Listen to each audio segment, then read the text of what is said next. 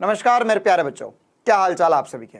उम्मीद है नीट 2022 का एग्जाम देने के बाद में आप बढ़िया तरीके से नीट 2023 के लिए अगर प्रिपेयर कर रहे हैं तो उसे स्टार्ट करने की तैयारी कर रहे होंगे, या अगर आपके नीट 2022 में बढ़िया नंबर आ रहे हैं बेटा तो आप रिजल्ट का और काउंसलिंग का इंतजार कर रहे होंगे। तो नीट 2022 की काउंसलिंग में इस बार एक बहुत इंपॉर्टेंट सा चेंज हुआ है, उसी चेंज के बारे में मैं आपको बताने वाला हूं। साथ ही साथ नीट 2022 की जो काउंसलिंग होगी बेटा, तो काउंसलिंग जो है कब से शुरू हो सकती है, उसके राउंड्स कैसे कैसे होंगे, क्या क्या होंगे, वो सारी जानकारी मैं आपको इस वीडियो में देने वाला हूं।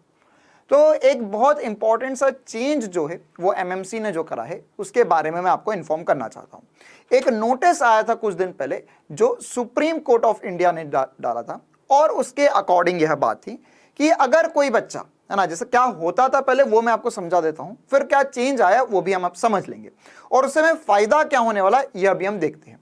तो क्या होता है बेटा, अगर हम कोई भी काउंसलिंग की बात करें नीट की, तो सबसे पहले होता है एक ऑल इंडिया राउंड, है ना, एक AIQ होता है, ऑल इंडिया कोटा होता है। इससे जो बच्चे सिलेक्ट होते, मान के चलिए आपकी कोई भी रैंक आई है, आपने इसमें AIQ में अपीयर करा, ऑल इंडिया कोटा में आपने अपीयर करा, आपने कोई सा कॉलेज सिलेक्ट किया, आपको अगर वो कॉलेज मिल जाता है तो बढ़िया बात है, या आप अपने जो स्टेट कोटा होता है ना, स्टेट कोटा होता है उसके लिए अपीयर कर सकते हैं। तो अगर स्टेट कोटा की बात करें तो हर एक स्टेट में सीट्स जो है वो आपके स्टेट अनुसार फिक्स्ड होती है, कि अगर आप उस स्टेट के से बिलोंग करते हैं तो उसी स्टेट का, पर्टिकुलर स्टेट का आपको गवर्नमेंट मेडिकल कॉलेज मिल सकता है, अलॉट हो सकता है।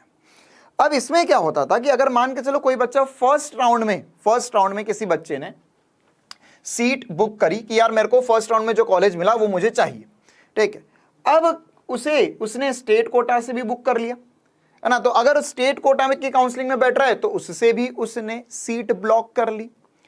अब अगर उसने फर्स्ट राउंड की जो सीट्स ब्लॉक करी थी, अगर उनमें से कोई एक में एडमिशन ले लिया तो ऑब्वियस सी बात है उसका एडमिशन वगैरह हो जाएगा। लेकिन क्या होता है, यही बच्चे जब अगर फर्स्ट राउंड में कुछ बेहतर नहीं मिलता है तो राउंड 2 के लिए जाते हैं, राउंड 2 के लिए। तो राउंड 2 में क्या होता है बेटा, है ना, 2 राउंड्स होते हैं बेसिकली। एक राउंड 1 होगा, अगर आपको उसमें आपकी पसंदीदा कॉलेज, पसंदीदा सीट मिल जाती है तो ठीक है, या तो फिर आप वो सारी सीट छोड़ना पड़ेगी आपको, है ना, वो गिव अप करना पड़ेगा, आप ब्लॉक नहीं कर सकते हो। आपको बोलना पड़ेगा मैं कोई सीट नहीं लेना चाहता हूं इनमें से, मैं सेकंड राउंड के लिए अपीयर करूंगा। तो वो वाली जो आपकी फर्स्ट राउंड में जो सीट खाली हुई है वो सेकंड राउंड में ऐसी की ऐसी आ जाएगी, और ऐसे काफी बच्चे सीट गिव अप करते हैं, तो सेकंड राउंड में आप फिर से काउंसलिंग में बैठ सकते हो। अब इसमें क्या होता है कि फिर से आप ऑल इंडिया कोटा के लिए अप्लाई करोगे, ऑल इंडिया कोटा की काउंसलिंग में बैठोगे, और साथ ही साथ आप स्टेट कोटा की काउंसलिंग में भी बैठोगे। अब इसमें काफी बच्चे क्या करते थे कि हमने ऑल इंडिया कोटा से एक सीट ब्लॉक कर ली, कि बोले भैया हमको ऑल इंडिया कोटा में एक दिल्ली का कॉलेज मिल रहा है तो वो मुझे चाहिए, यहां पर भी यस बोल दिया, ठीक है। फिर उसके बाद में स्टेट कोटा से देखा तो स्टेट कोटा की काउंसलिंग में बैठे वो लोग, और उनको फॉर एग्जांपल अगर वो राजस्थान से है तो राजस्थान का बढ़िया कॉलेज, बीकानेर का मेडिकल कॉलेज, या मान के चलो कोटा का मेडिकल कॉलेज GMC मिल गया, तो उन्हें इससे भी यस बोल दिया, ठीक है, उन्होंने इससे भी यस बोल दिया। अब क्या होता है कि अगर मान के चलो उन्होंने इसे भी यस बोल दिया, इसे भी यस बोल दिया, अब वो दोनों जगह तो बैठ नहीं सकते जाकर, तो उन्होंने स्टेट कोटा का कॉलेज फाइनल कर दिया और यह वाली सीट छोड़ दी। तो अगर उन्होंने ये वाली सीट गिव अप कर दी तो ये सीट रह जाती थी खाली।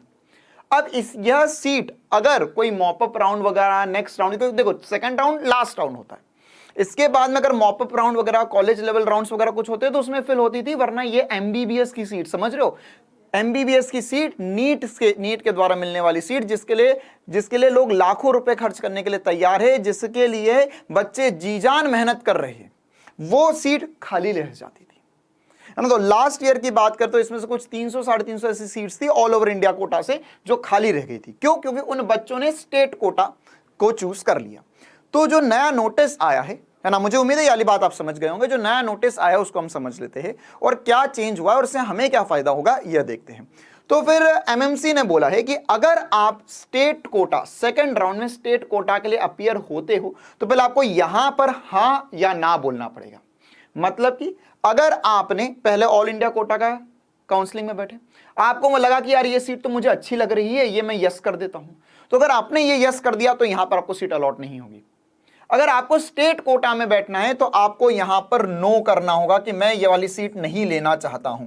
तो अगर आपने नो करा तभी आपको स्टेट कोटा की काउंसलिंग में बैठने दिया जाएगा। आपको रोल नंबर वगैरह सब कुछ नोट कर किया होता ही था सिस्टम में, तो वो उससे ट्रैक किया जाएगा कि आप दोनों जगह काउंसलिंग में ना बैठ जाए। तो अगर आप यहां पर नो करते हैं तो ही आप यहां पर यस कर पाएंगे। तो अगर आपने यहां नो करा तो ऑब्वियस सी बात, ये वाली सीट अब खाली रह गई। अब पता चल गया, उसे दूसरे कोटे से भरने की कोशिश करेंगे या उसे अगले राउंड में भरने की पूरी कोशिश करेंगे। तो इससे क्या फायदा होगा बेटा, इससे कुछ बच्चे जिनके लिए अगर हम बात करें कट ऑफ की ऑल इंडिया कोटा में, तो उनको अगर फॉर एग्जांपल लास्ट ईयर 610 पे कोई कॉलेज मिल रहा था, जनरल कैटेगरी की बात करें, तो उसमें अगर सीट खाली रह जाती है तो वो 2-3 नंबर कम तक भी मिल सकता है फिर, है ना। तो कट ऑफ इसकी वजह से 2-3, जैसे बहुत सारे बच्चे ऐसे होते हैं जिनके स्टेट कोटा में अगर बात करें या कोई से स्टेट मेडिकल कॉलेज की बात करें जिसमें उनको 580, 590, स्पेशली राजस्थान की बात करूं, बिहार की बात करूं या एमपी की बात करें अपन, तो 550, 560 तक भी कॉलेज नहीं मिल रहा था, है ना। मतलब वो just at the boundary line थे कि अगर उनके 1 नंबर या 2 नंबर भी ज्यादा आए होते या कुछ रैंक ज्यादा होती तो शायद उन्हें उसी अटेम्प्ट में मेडिकल कॉलेज मिल जाता और उनका 1 साल बर्बाद नहीं होता। तो समझ रहे हो तुम, इतनी छोटी सी बात है कि इस छोटी सी बात से बच्चों का साल बर्बाद हो रहा था। तो इसी के लिए एक नोटिस आया था और इस साल से यह नहीं होगा, है ना। इस साल से वो जो सीट बर्बाद जा रही थी वो नहीं जाएगी। तो मतलब राउंड 2 में जब आप बैठेंगे तो अगर आप ऑल इंडिया कोटा से कोई सीट फाइनल करते हो तो आप स्टेट कोटा में नहीं बैठ पाएंगे, और अगर आपको स्टेट काउंसलिंग में बैठना है तो आपको ऑल इंडिया कोटा की सीट छोड़नी पड़ेगी, वो सीट को गिव अप करना पड़ेगा, ठीक है। इसके अलावा भी बेटा जो काउंसलिंग वगैरह होंगी, तो काउंसलिंग के लिए कुछ और इंपॉर्टेंट सी छोटी छोटी बातें मैं आपको बता देता हूं। नीट 2022 की जो एक्सपेक्टेड डेट्स है काउंसलिंग की, फर्स्ट काउंसलिंग की, तो वह फर्स्ट वीक ऑफ अक्टूबर तक है, क्योंकि जैसे अभी पेपर फिर से 1-2 जगह होना है, जैसे 15 अगस्त के करीब जो डेट आई हुई है, तो वहां पर एक बार फिर से श्रीगंगानगर में पेपर वगैरह होगा, तो उसके कारण हो सकता है शायद थोड़ा सा डिले हो जाए।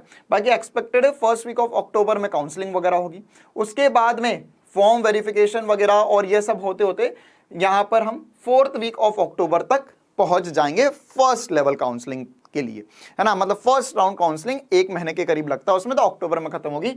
और इसी प्रकार से सेकेंड राउंड काउंसलिंग जो है वो नवंबर फर्स्ट वीक से हम मान सकते हैं, है ना। तो इसमें भी एंड ऑफ नवंबर तक पूरे प्रोसेस वगैरह, चॉइस फिलिंग, लॉकिंग वगैरह कर डॉक्यूमेंट वेरिफिकेशन और इंस्टीट्यूट रिपोर्ट करने तक उसमें 1 महीने का प्रोसेस पूरा होता है।